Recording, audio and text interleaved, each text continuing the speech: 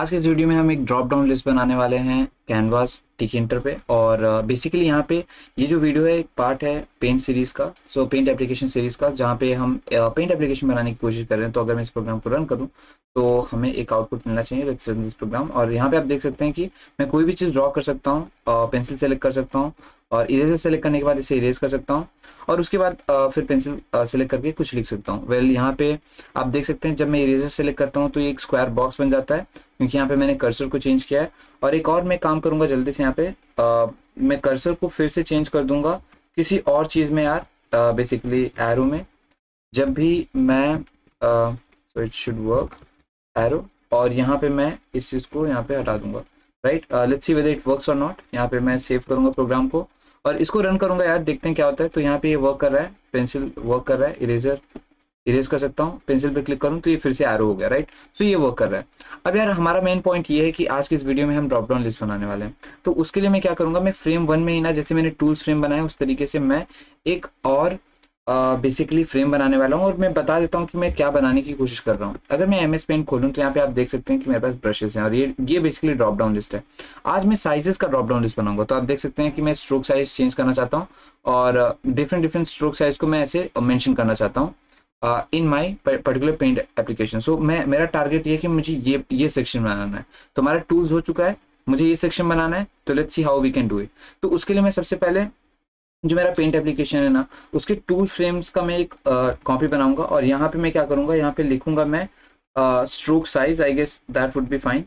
Size, मुझे लगता है साइज फ्रेम सही रहेगा। तो साइज फ्रेम यहाँ पे मैंने कर दिया और ये पे ये होगा हमारे फ्रेम 1 के अंदर डेफिनेटली। हाइट और विड्थ मैंने 100 दे दिया, बैकग्राउंड कलर ग्रीन लिख दिया और यहाँ पे जो कॉलम है उसे मैं 1 कर दूंगा। रीजन इज, अगर मैं इस प्रोग्राम को रन करूँ ताकि मेरे पास वो जो दूसरा वाला फ्रेम है वो यहाँ पे आए। बाय डिफॉल्ट उस फ्रेम के अंदर कुछ नहीं है। लेट्स सी, मुझे सेव करना पड़ेगा प्रोग्राम और आप देख सकते हैं कि मेरे पास एक यहाँ पे फ्रेम आ गया। राइट, सो अब इसे ही मैं इम्प्लीमेंट करने वाला हूँ।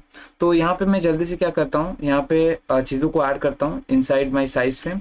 और साइज फ्रेम के अंदर कोई भी चीज़ डालने के लिए तो सबसे पहले इसे और ऑर्गेनाइज करने के लिए मैं यहाँ पे बेसिकली ये सारी चीज़ें ना एक साथ डाल दूंगा। तो बेसिकली ये मेरा टूल्स फ्रेम है।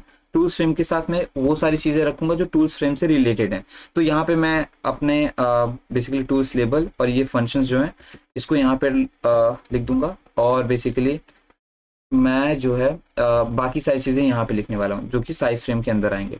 साइज फ्रेम के अंदर हम बेसिकली 3 चीज़ें डालने वाले हैं। सबसे पहले एक बटन, और वो जो बटन है वो होने वाला है हमारा एक डिफ़ॉल्ट बटन, जहाँ पे क्लिक करके हम डिफ़ॉल्ट स्ट्रोक साइज को हम लोग लिख सकते हैं। तो यहाँ पे मैं लिखूंगा बटन। उम्मीद है आपको सही से दिख रहा होगा ये।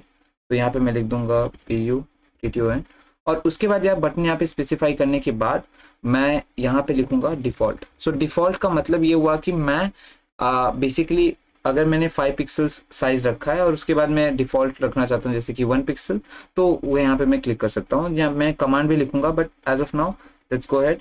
तो यहाँ पे रोज एंड कॉलम 0 है। इस बटन ओके मैंने बटन लिख दिया। यहाँ पे मुझे एक्चुअली डिफ़ॉल्ट बटन लिखना था, तो मैं यहाँ पे लिख दूंगा डिफ़ॉल्ट और button.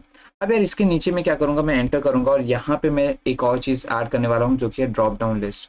Right, so let's see how we can actually create drop down list. यहाँ पे मैं लिखूंगा ड्रॉप मैं साइज लिस्ट भी लिख सकता हूँ क्योंकि मैं साइज करने वाला हूँ। सो साइज लिस्ट इक्वल्स, और यहाँ पे मुझे एक क्लास का नेम यूज करना पड़ेगा जो कि है बेसिकली ऑप्शन मेन्यू।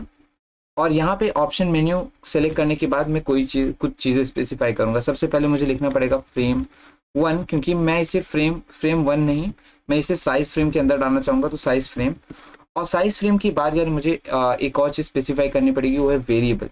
तो अगर मैं कोई चीज़ सेलेक्ट करता भी हूँ इस मेरे ड्रॉप डाउन लिस्ट से, तो वो बेसिकली कहाँ स्टोर होगा, दैट इज़ इम्पॉर्टेंट। सो मैं इसको यहाँ पे करूँगा। तो मैं लिखूँगा स्ट्रोक साइज इक्वल्स, मैं इंट वैर का इस्तेमाल कर सकता हूँ। मैं लिखूंगा इंट वैर, और बेसिकली जो भी मैं यहाँ पे ऑप्शन सेलेक्ट करूँगा वो स्ट्रोक साइज में सेव हो जाएगा। सो मैं लिख दूंगा स्ट्रोक साइज, कलर नहीं, मुझे स्ट्रोक साइज सेलेक्ट करना था।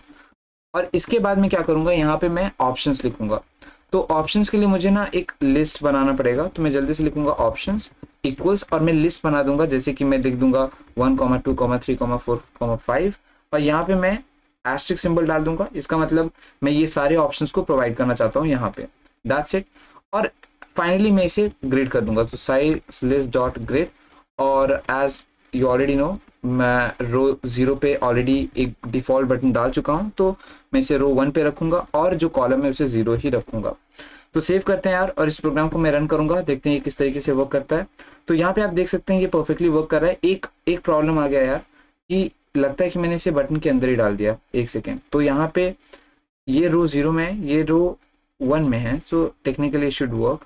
सो we have a default button जहाँ पे मैंने डिफॉल्ट लिखा हुआ है, और इसे मैंने टूल्स फ्रेम के अंदर डाला है, जो कि इनकरेक्ट है, मुझे इसे साइज फ्रेम के अंदर डालना है। तो यहाँ पे मैं साइज फ्रेम लिखूंगा, और अब इस प्रोग्राम को रन अगर मैं करता हूँ तो यहाँ पे आप देख सकते हैं मेरे पास ड्रॉप डाउन लिस्ट आ गया, डिफॉल्ट भी आ गया।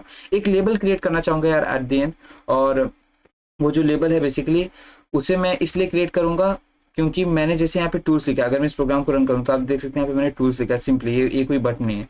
सेम चीज़ मैं यहाँ लिखना चाहता हूँ, मैं MS पेंट खोल के फिर से आपको दिखाऊंगा क्योंकि बेसिकली हम वैसे ही कुछ बनाने वाले हैं। तो यहाँ पे मैं साइज लिखना चाहता हूँ कुछ इस जगह पे एट द एंड, राइट। बाद में मैं कलर्स हटा दूंगा पीछे से, तो ये अच्छा दिखेगा ही। तो यहाँ पे चलिए जल्दी से वो कर लेते हैं। तो यहाँ पे मैं लिखूंगा, मैं एक लेबल क्रिएट करना चाहता हूँ कुछ इस तरीके से, तो मैं यहाँ पे लिखूंगा साइज लेबल आफ्टर लिस्ट, और लिस्ट नहीं यार, यहाँ पे आई गेस यार मुझे लिस्ट के बाद ही करना है। तो यहाँ पे टूल्स लेबल की जगह मैं लिख दूंगा साइज लेबल। सो यहाँ पे मैं साइज लिखूंगा, साइज से मेरा मतलब हुआ है स्ट्रोक साइज, अगर मैं पेंसिल इस्तेमाल कर रहा हूँ तो। यहाँ पे रो मैं टू डाल दूंगा, सेकेंड रो, और उसके बाद यहाँ पे मैं टेक्स्ट जो है उसे लिख दूंगा साइज, कि मैं यहाँ पे साइज सेलेक्ट कर सकता हूँ, and everything seems perfect to me, right. बस यहाँ पे टूल्स फ्रेम की जगह मुझे लिखना पड़ेगा साइज फ्रेम, क्योंकि ये साइज फ्रेम के अंदर आ रहा है। ये फ्रेम वाला कॉन्सेप्ट मैंने प्रीवियस वीडियो में भी समझाया हुआ है। तो अगेन मुझे लगता है कि मुझे इस प्रोग्राम को सेव करना पड़ेगा, और अब मैं इस प्रोग्राम को रन करूंगा। तो आप देख सकते हैं कि ये परफेक्टली वर्क कर रहा है यार। और यहाँ पे मैं ना सबके बैकग्राउंड कलर हटाऊंगा, तो यहाँ पे मैं कोई भी साइज सेलेक्ट कर सकता हूँ, डिफॉल्ट करूंगा तो ऑटोमेटिकली 1 हो जाएगा, जिसे हम अपकमिंग वीडियोज में देखेंगे। तो यार देखो, ड्रॉप डाउन लिस्ट तो हमने बना ही लिया है, राइट। ये ऑप्शन मेन्यू तो बन ही गया है, बट इसे इस्तेमाल किस तरीके से करना है, और इसका इस्तेमाल किस तरीके से हम पेंट एप्लीकेशन में किस तरीके से कर सकते हैं, वो सारी चीज़ें हम अपकमिंग वीडियोस में देखेंगे।